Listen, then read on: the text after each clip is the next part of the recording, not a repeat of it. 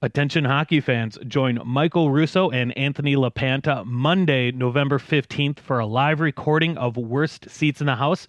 It'll be at Tuttle's in St. Louis Park at 7 p.m. Once again, join us at 7 p.m. for a live recording of Worst Seats in the House at Tuttle's in St. Louis Park.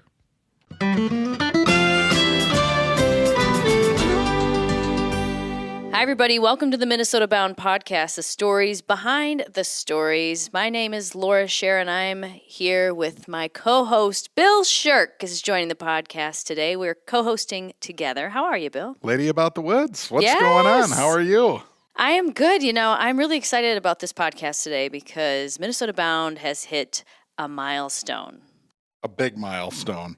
And it's, 26 years in the making. Go figure. The show has been running for 26 years. I'm curious on how long was the TV show Cheers on?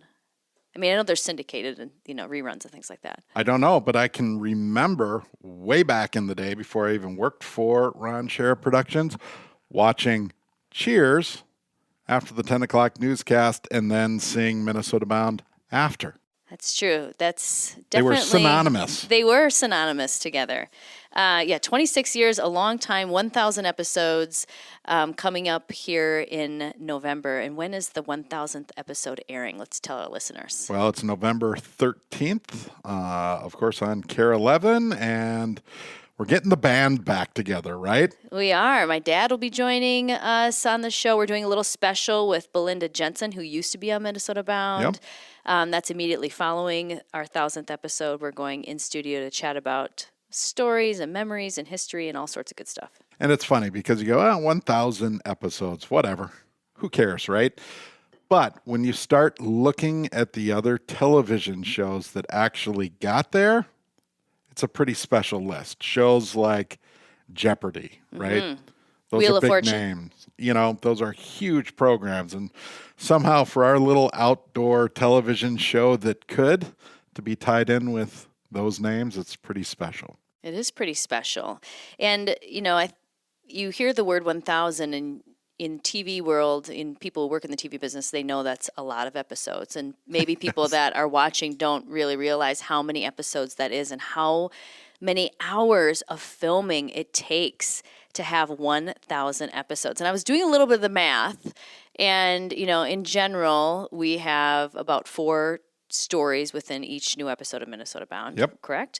And each of those stories run, they only run about 3 to 4 minutes each. And I don't say only, that's a great amount of time. But to film a 3 to 4 minute story, that sometimes takes 5, 6, 8, 10 hours long of actual footage we are filming for that 3 minutes. Yep.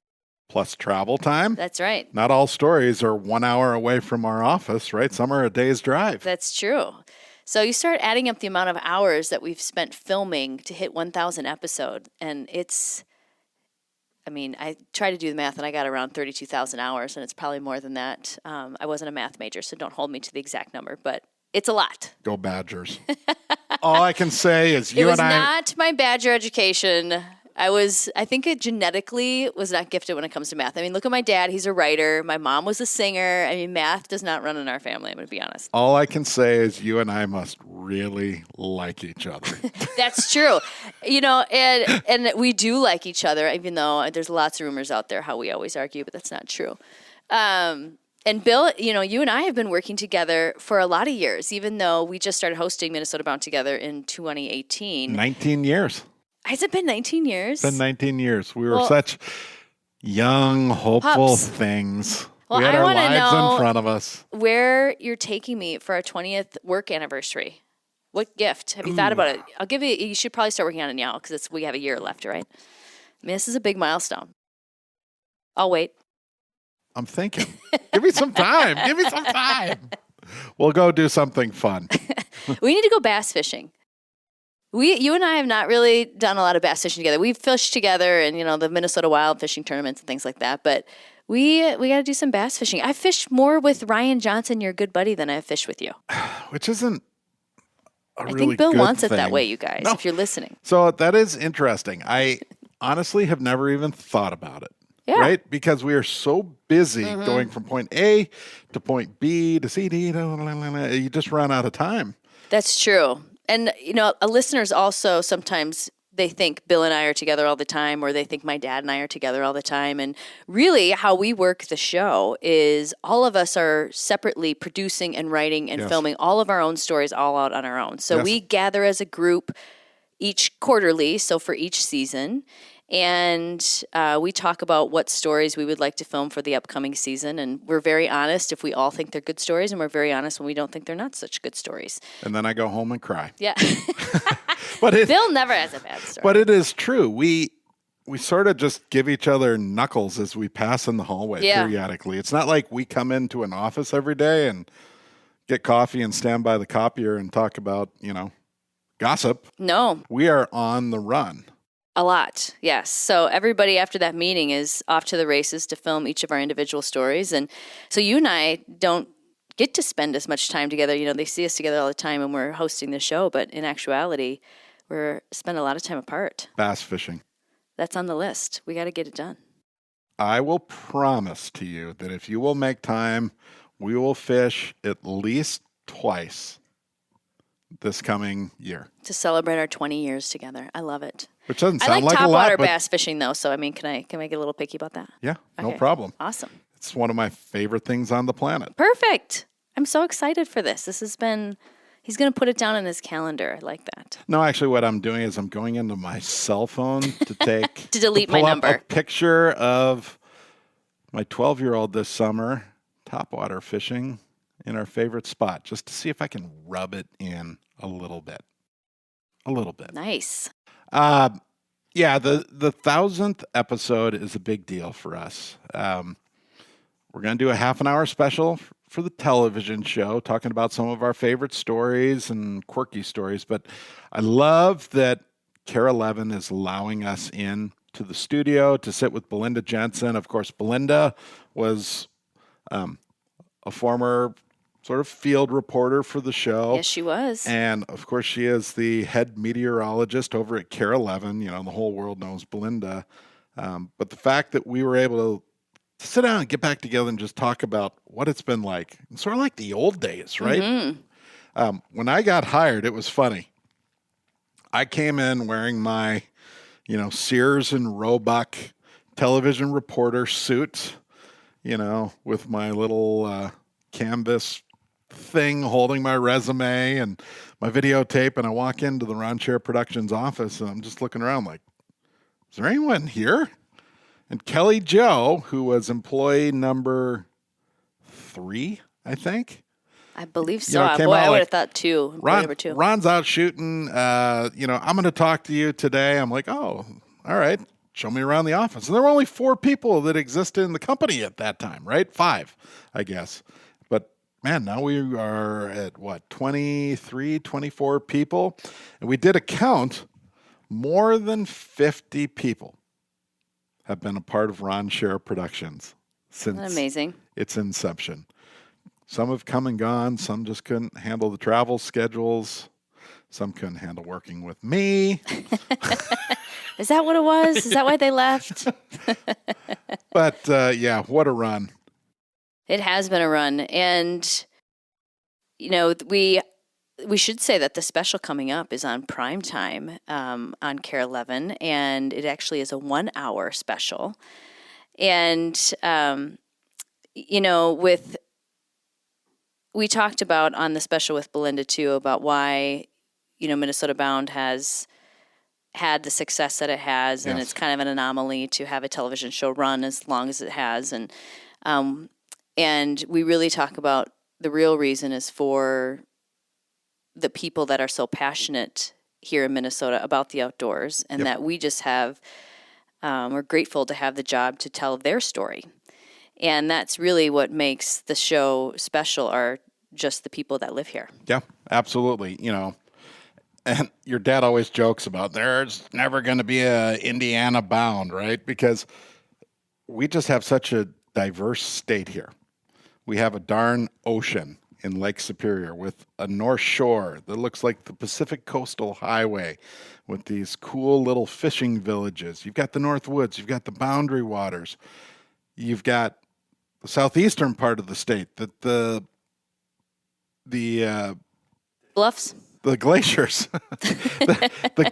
We've got the southeast portion of Minnesota that the glaciers never got to, right? So Yes. it's bluffs with these limestone, spring-fed trout streams. We've got more fishable miles of trout water in the driftless region than all of Montana. And people go, what? Isn't that amazing? Right? You've got the prairies in the southwest and the agriculture and an elk population in the northwest part of the state. We're just so diverse. Very.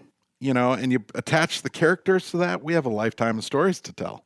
We do, and I've always said that it surprises me by the amount of new stories that come our way, and then it doesn't surprise me at the same time. Right. And you always wonder, are you ever going to run out of stories? I mean, are we ever going to come to the point where we're like, well, what's next? What story are we going to do next? And we don't, because Ever. It is truly the passion that people have for, conservation, everything outdoors, from canoeing, hiking, state parks. Our state park system is incredible. So the stories are endless, and we really are, grateful for the people that they are so passionate that we are able to protect those resources, of course, because of their passion, but also to share their story. It's funny. Somebody called from the Star Tribune. They're working on a story, and they asked about that very thing. How do you come up with your stories? Are you ever going to run out? And I talked about teaching young journalists. We're not show hosts, we're journalists, right? But we're talking about the outdoors. And I talk to these young journalists who say, I don't see any story. Like I don't have any ideas. And you go, really? Open your eyes. Look around. If you're in downtown, there's the Mississippi River. Mm-hmm. Oh, there's the High Arch with bike trails. Oh, the city, like it's endless. Mm-hmm. The stories are everywhere around us. We just have to be curious. And for me, that's always been a fun part of this game, right? Is trying to figure out the next great story. Isn't that true? When you find a good one, too, you get so excited about setting it up and meeting the person. And I've always thought one of the most fun things and unique things about the job that I just am always grateful for is I always learn so much from these people that are such true, either experts in their field or they're just so passionate about it. It just kind of glows from them that you learn something new all the time. Each time you're out meeting someone to share their story, to film what they do, what they're so passionate about, you come away with like this wonderful knowledge of things you never knew, which that's, to me, I find is one of the most gratifying parts of the job is just learning from other people. It's constant. Yeah. You learn about everything. Morels, invasives, bass fishing, everything. Everything. Dragonflies. I keep talking about these dragonflies. Your all-time favorite story. It's part of Minnesota One of Bound. them, dragonflies are fascinating. People, if you haven't investigated how much dragonflies do for our environment, I highly recommend you do so. There's the Dragonfly Festival.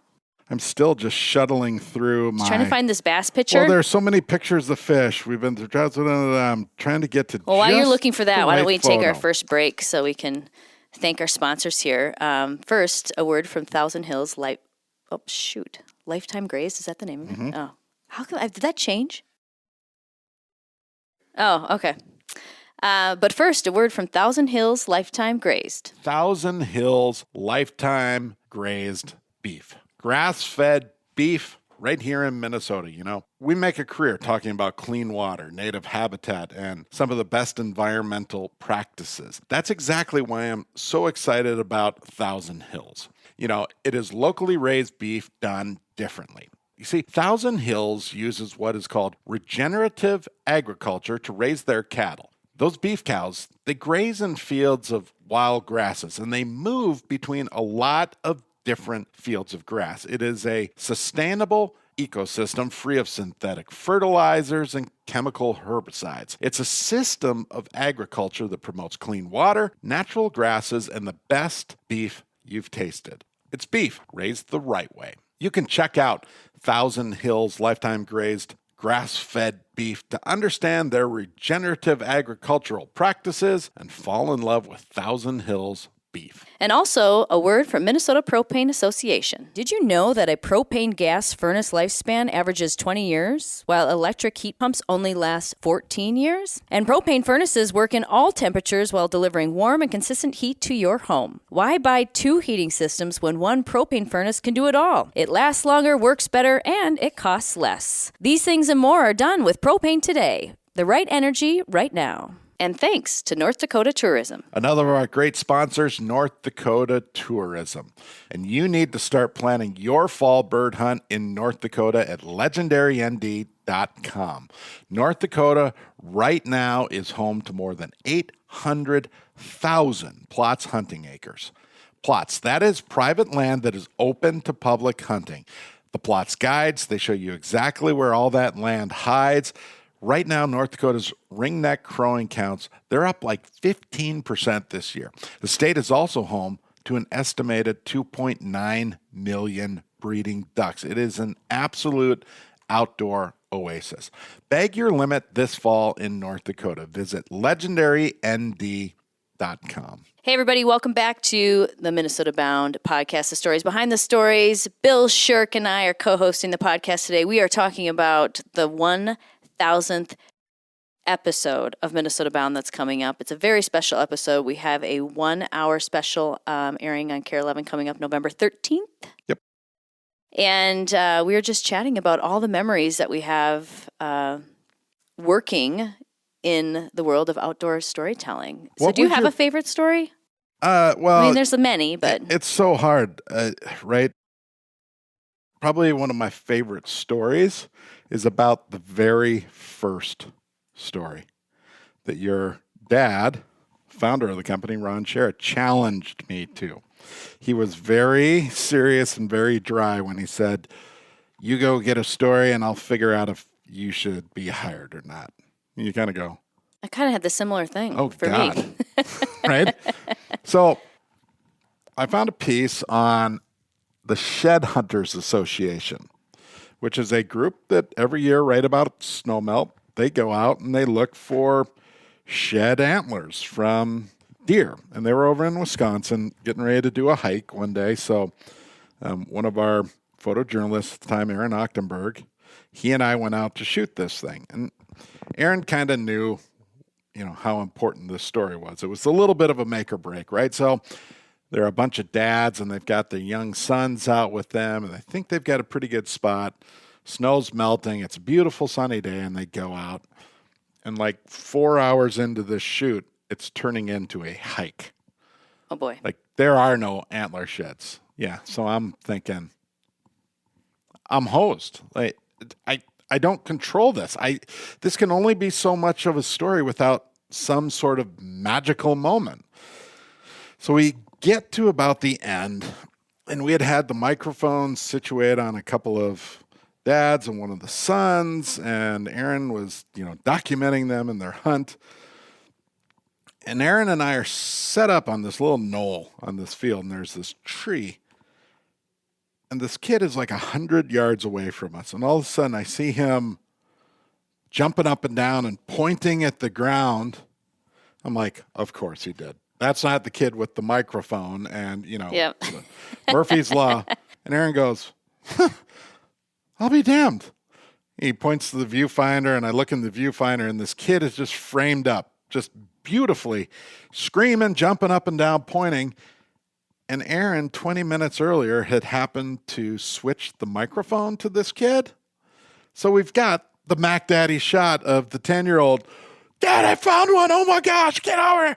So we go running over. The kid picks up, I don't know, it was like this 6-point, antler. It's just this beautiful thing. And the dad's like, "Oh, look over here." And they turn, and over there's another different, not a match. But all of a sudden we had this great story.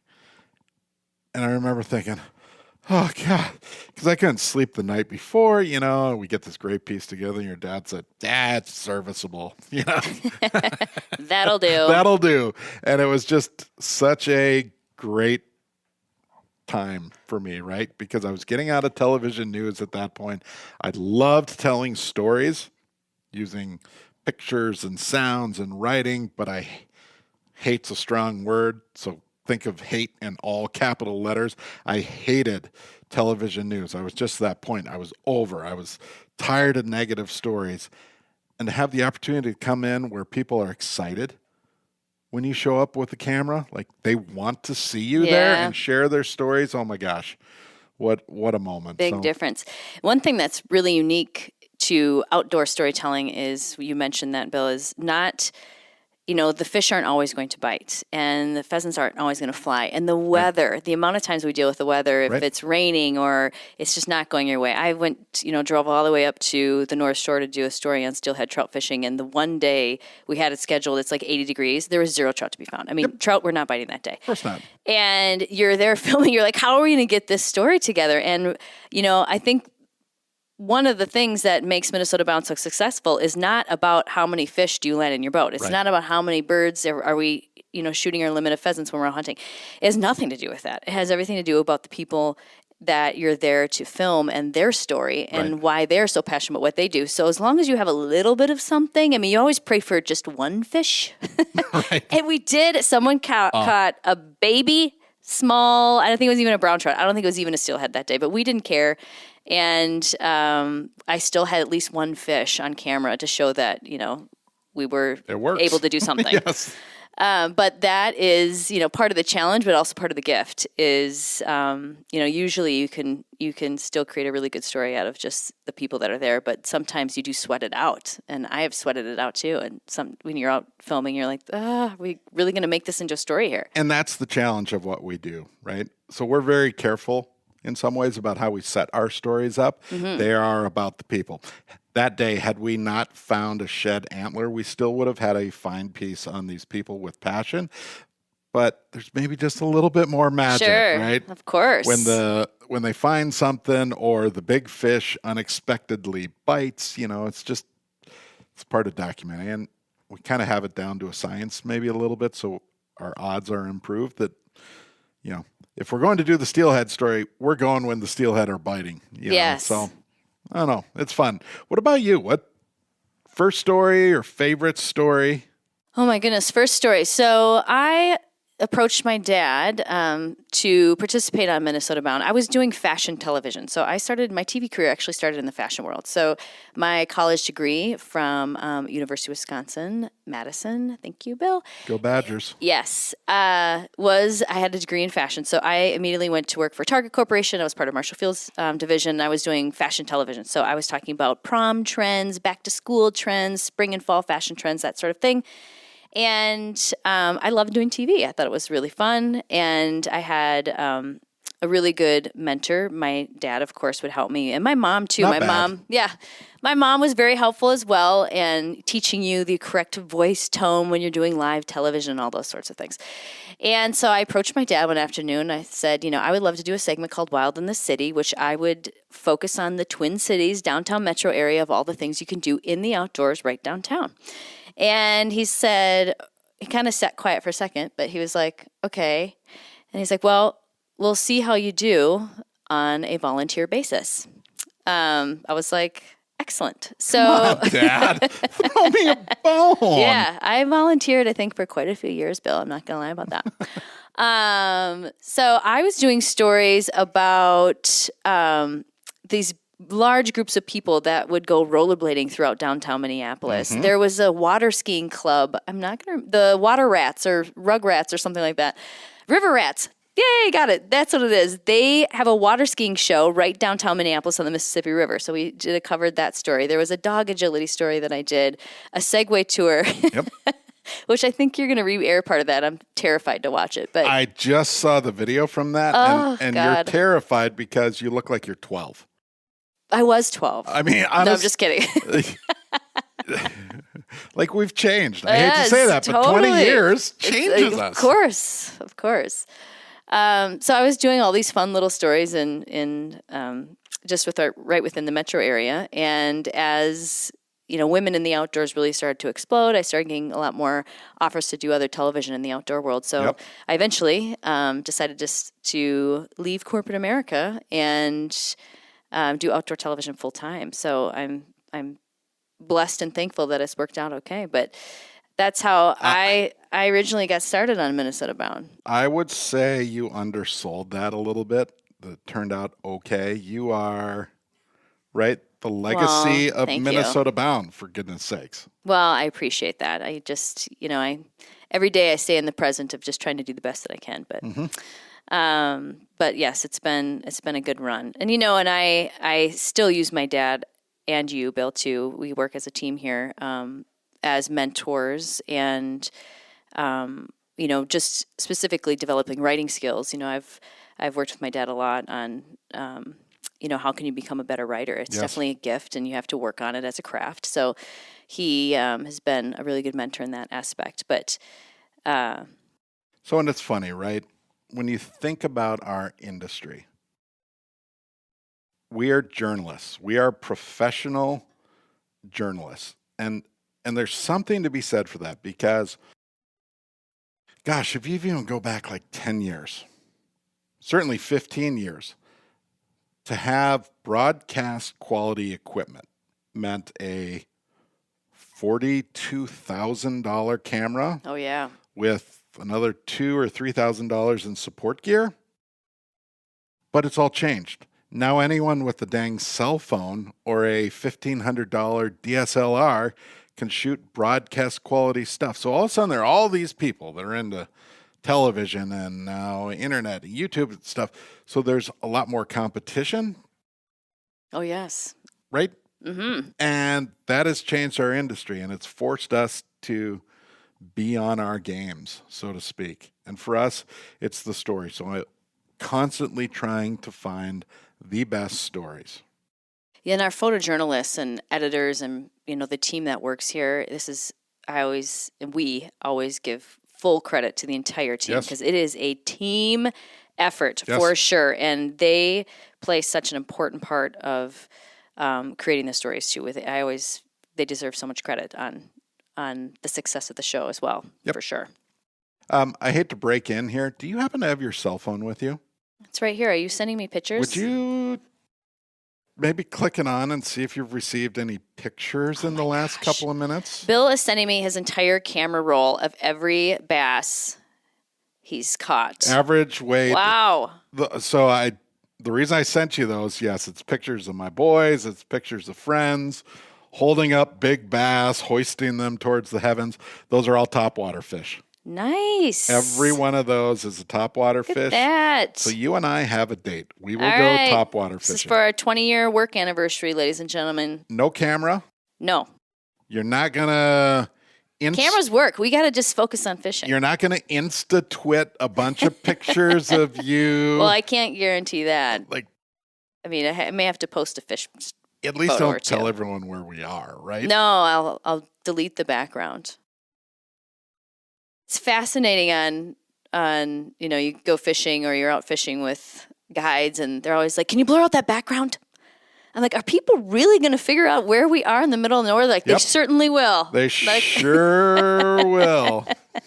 It's kind of funny how that works. Protective, for sure.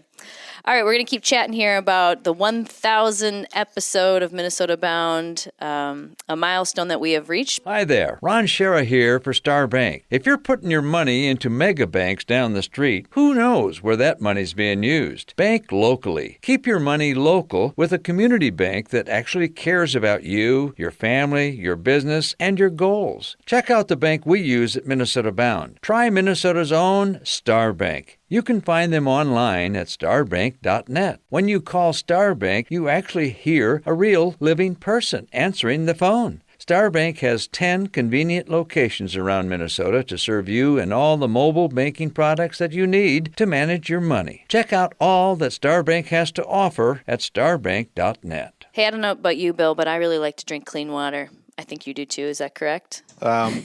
Most people, I think, in this world like to drink clean water. I like pond water. It's good for the soul. Pool pond. Pond's good for you, Sherck.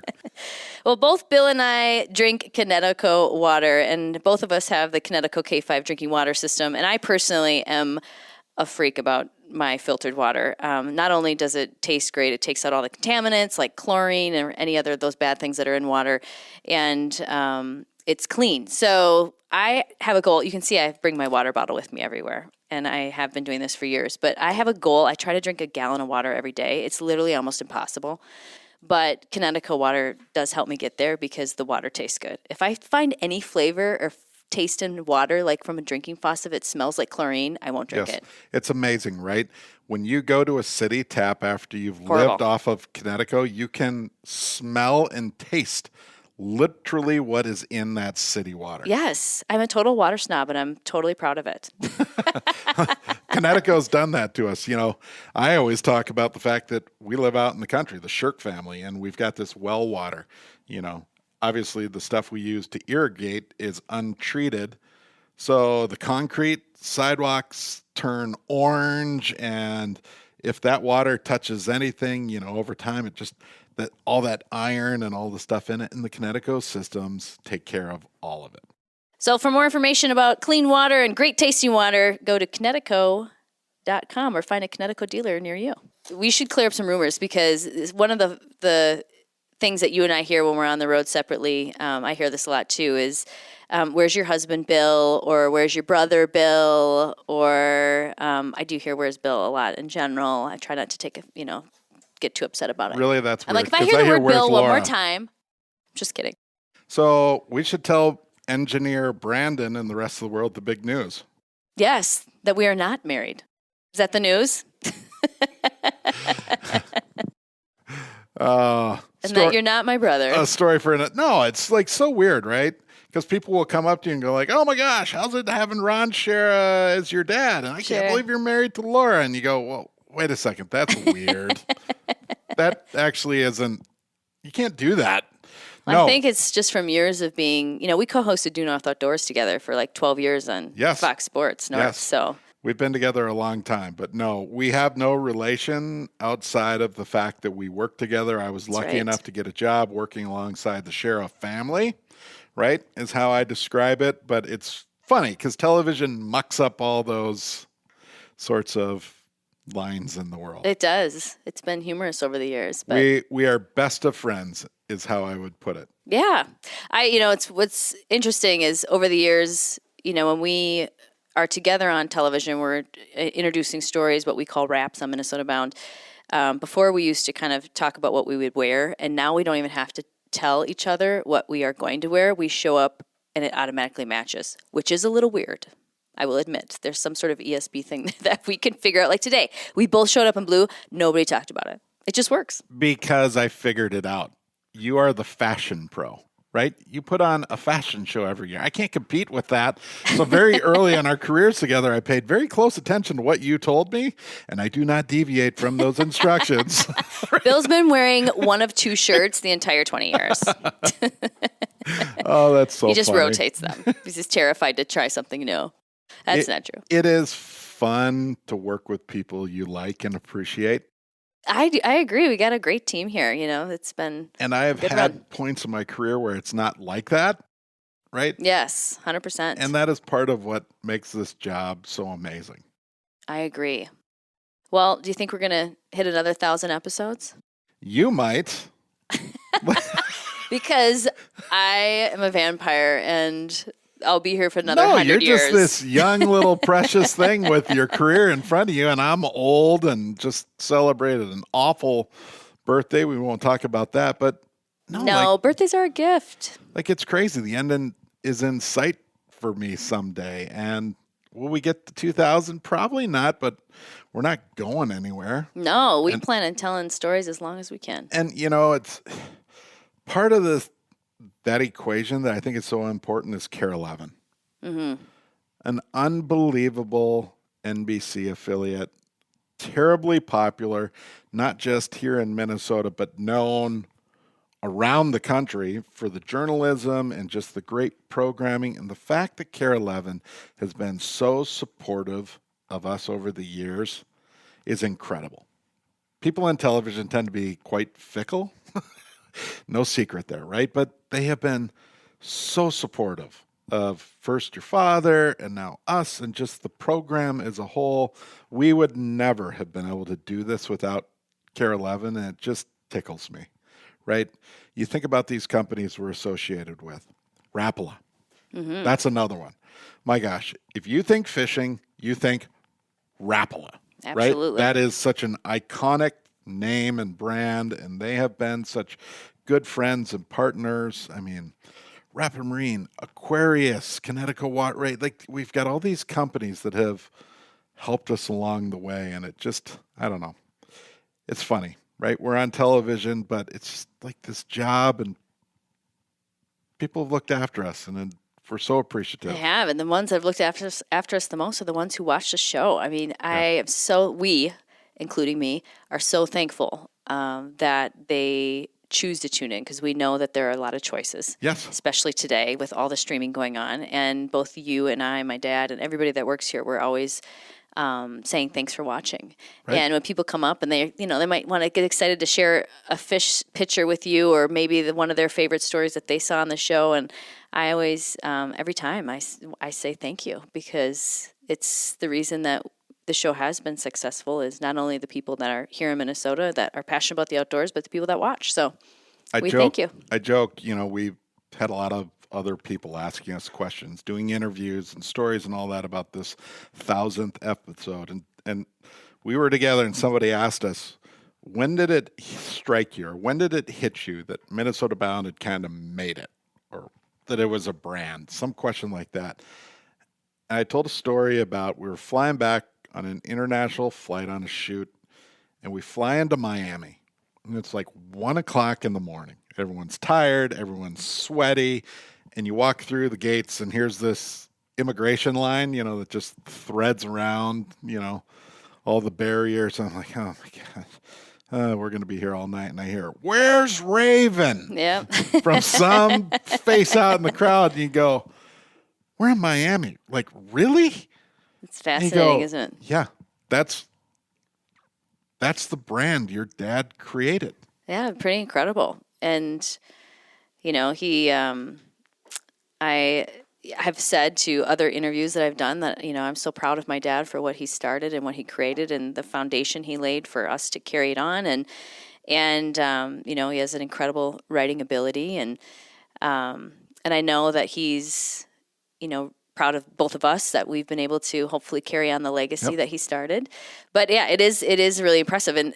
And I totally get that, because when we are here filming our stories, or you're in the office, you just kind of doing your job, right? You're working and doing all those things. You don't really realize the magnitude of people that watch the show until you step out into maybe the state fair, for instance, and you almost are overwhelmed, because not like we're here in the office being, having people come up to us or whatever. But when you go to the state fair and you have that many people stop by and say, "I really loved, this story," or "I tried that recipe, Wild in the Kitchen recipe," or, "I want to show you my fish pictures." They want to share their outdoor stories with you. That is amazing to me, and sometimes almost overwhelming. I'm like, wow. Yeah, very much so. And again, I'm so grateful that they tune in, but it's pretty amazing. At the state fair, I always get, "Your shirts match Laura. They're amazing." It's because she picks out my wardrobe. And I say, "Thank you." Oh, it's funny. State fair is a fun spot to be able to chat with some of the fans that watch the show. And all right. Well, I'd love to talk all day, but I have to get back to work because Ron is expecting me to finish this next script on I like it. The Winter Lantern Trail. Nice. The Winter Lantern Trail. All right. Well, tune in to, we'll say one more time, our 1,000th episode coming up November 13th, Sunday. It's a 1-hour special, and we hope that you tune into that, and we thank you for watching. Yeah, absolutely.